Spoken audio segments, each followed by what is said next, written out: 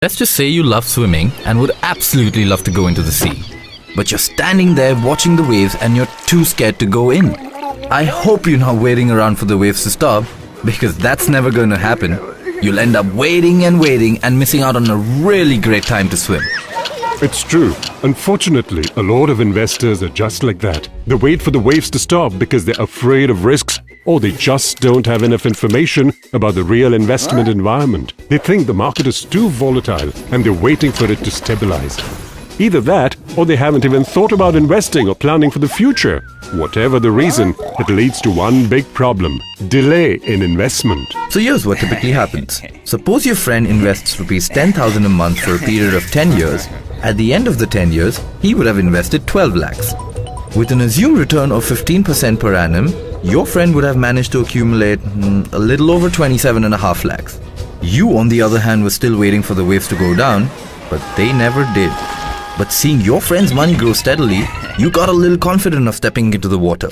So you start investing, but have lost 5 years. Now you're trying to catch up, so you put double the amount every month for 5 years.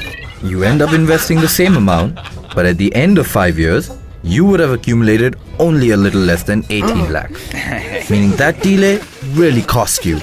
To make up for it, you would have a few options. You could invest 3 times more money than your friend every month, or hope for a much higher rate of return.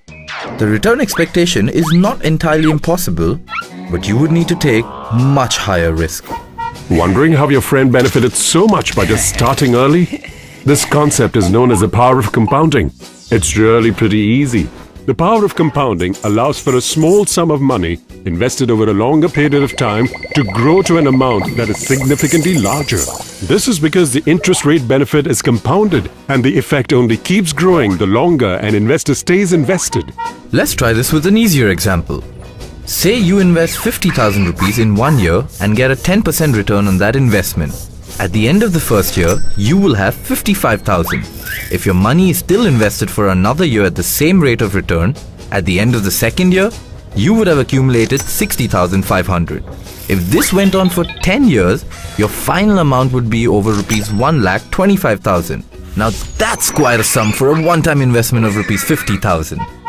In other words, compounding is the interest you earn on your interest. You see, you've got to realize that the money accumulated depends not only on how much you invest, but more importantly, on how long you invest. The bottom line is, it pays to start early, invest regularly, and stay invested.